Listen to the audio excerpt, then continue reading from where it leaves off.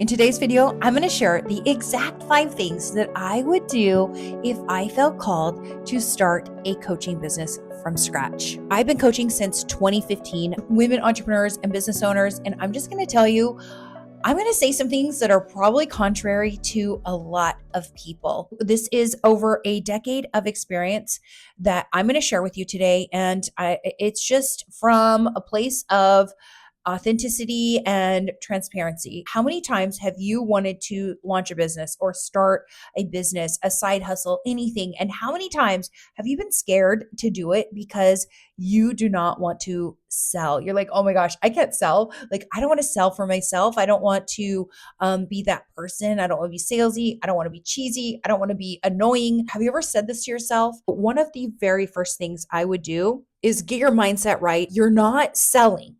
Okay, if you feel called by God to start a coaching business or a service business, and you feel called by God, you are 100% not selling, you are serving. And I promise you, if you take on the attitude of serving over selling, you will never have to sell another day in your life. So let me give you an example. This last spring, I hosted a women's event, and I knew at the end, if you do a good event, if you ever have a workshop, or just if you have a group coaching program, if you do anything ever in your business and you do a good job, people are typically going to want to do it again. And so I was putting together this event, and I knew at the end I wanted to offer the women something to continue through the summer. I wanted to make sure I brought a ton of value to these women. So at the end of the 5 weeks, each woman had a massive breakthrough and a massive transformation, so much that they all gave incredible testimonies at the end. And anyway, at the last one, there were a couple of them who were literally pulling out their phones and asking me what my Venmo account was so they could send me the money for the next thing. If you add value to people's lives, if you transform people's lives, if you bring breakthrough and transformation to people, you are not going to have to ask for their money. You're not going to have to sell. They will be asking you, how do I pay you for this? The second thing I would do if I were starting from scratch is I would know my mission. In your mission statement, it's not about you, right? It's not like, oh, hey, I want to do this so I can be an entrepreneur. No, your mission statement is, who do you want to serve and how do you want to serve them? You know, when you have a mission statement, it really does help keep you focused. I'm sure you've heard the saying, when you speak to everyone, you speak to no one. It's kind of the same thing. When you try to serve everyone, you will end up serving no one. When I very first started in 2015, I started my coaching business. I launched it.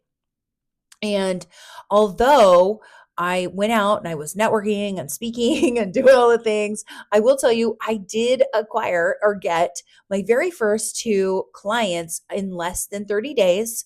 I did. However, fortunately, I did that without even having a mission statement. However, once I developed a mission statement, that's when things really started taking off for me, because when people can relate to your mission, when people feel moved by your mission, when people resonate with it, then you'll start gaining that credibility. You'll start gaining confidence. You'll start gaining more clients. So once I started really honing in my mission statement and sharing that with people, people were more likely to become part of my business. If you're like me and you feel called to your business, then why is God calling you to this business? What impact is He wanting you to make?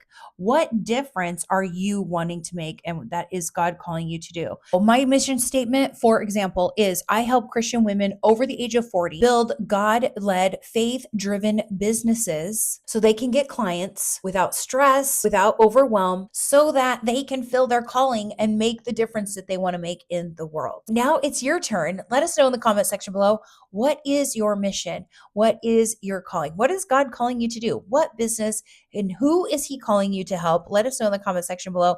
I would love to know, and our community would too. So step number 3, this one I'm going to tell you is probably going to be one of the hardest ones to hear, because it was for me, and it really came to me after probably several months of creating YouTube videos. That is, we've got to trust God's timing and not the algorithm, because God is working in us. We are called to this business. We are called to this purpose. We are called to this vision, and God is working in us. Just imagine you want to have the successful business, which is fine and great and wonderful, but I'm sure you are learning other things at the same time too. If you're a believer, if you're like me, and I think you're going to know what I'm talking about, this isn't about forcing anything. It truly is staying true to your calling and what God is asking you to do. When I very first started my YouTube channel, I kept thinking to myself, oh my gosh, why is this not growing faster? Why am I not having, more subscribers, more views, more email opt-ins, whatever it was, right? You're just like asking yourself. And then as you continue your business, because this is the first time for me starting it on YouTube, right? A YouTube platform. The thing is I'm learning this platform. I'm learning how to navigate YouTube and having a YouTube channel and growing a YouTube business. And so are you. So if you are launching a business and you're trying to navigate learning how to grow business and marketing and email and all of this stuff, you're juggling a lot of things. And so imagine if just overnight, all of a sudden, the first time you go out, you start getting gobs and gobs of clients. You might not be prepared for that growth. If we try to force things, that's when I think it's not going to go well. I would say this: pray and ask God for guidance, ask Him for support, ask Him for knowledge and discernment and wisdom, ask Him to bring people into your life that can help you with your business. So be in a community of people. So I will link my community down below. It's free right now. It's for Christian women entrepreneurs. You can join it. And get in there and get friends and be part of a community and get connected. So I think that helps.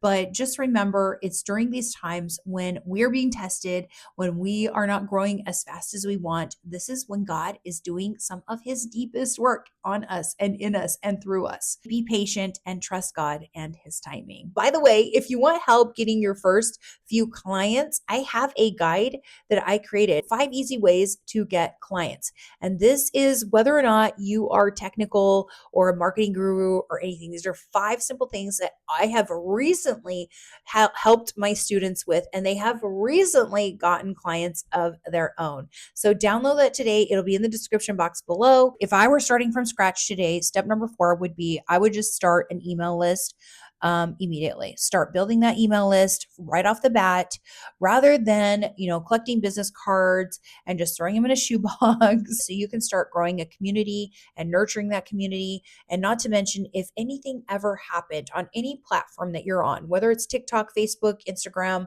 YouTube, it doesn't really matter. Any platform you're on could disappear at any moment.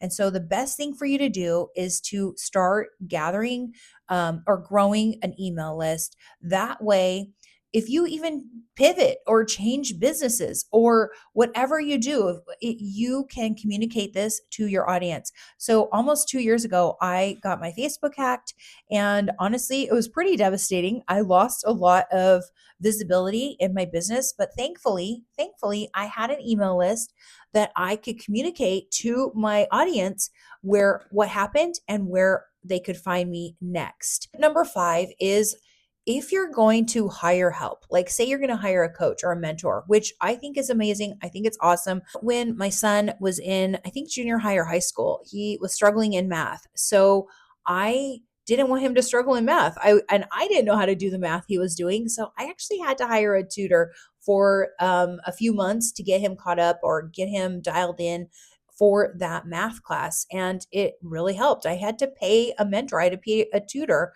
And so if you are struggling in your business, if you're going to hire help, my biggest piece of advice, and take it from me because I've learned my lesson, is I would absolutely positively hire someone who is faith based, because, and I will link the video down below. I created a video. I was a lukewarm Christian, and this is what happened.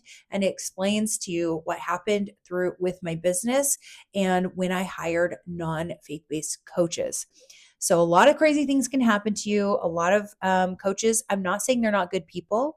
They probably are good people. When God calls us to do a certain thing and follow Him, if we hire a coach that is not faith based, a lot of them have practices and strategies that are really not pleasing to God. Some of them do tarot cards, they do psychic readings, they'll do rituals and all kinds of things that I do not believe are going to help you grow your business. So, what's really going to help you grow your business, the things I talked about previously, being obedient and disciplined and praying, being a person of integrity and doing the right thing and helping people. So, strategy is awesome. I love strategy. It's one of my favorite things. I love strategizing. I love planning. I love implementing. I like marketing. I like all that stuff. But I'll tell you, faith and obedience matter more. So if God is calling you, He is stirring something up inside you, and you are feeling called, truly called to start a coaching business, being a mentor, a leader, even a speaker or a service-based provider or a consultant of some kind, then don't ignore it. You don't have to have it all figured out at once. This is a learning process. By the way, if you want help getting your first few clients, I have a guide, 5 easy ways to get clients. So download that today. It'll be in the description box below. And until next time, I will see you in my next video. Have a great day.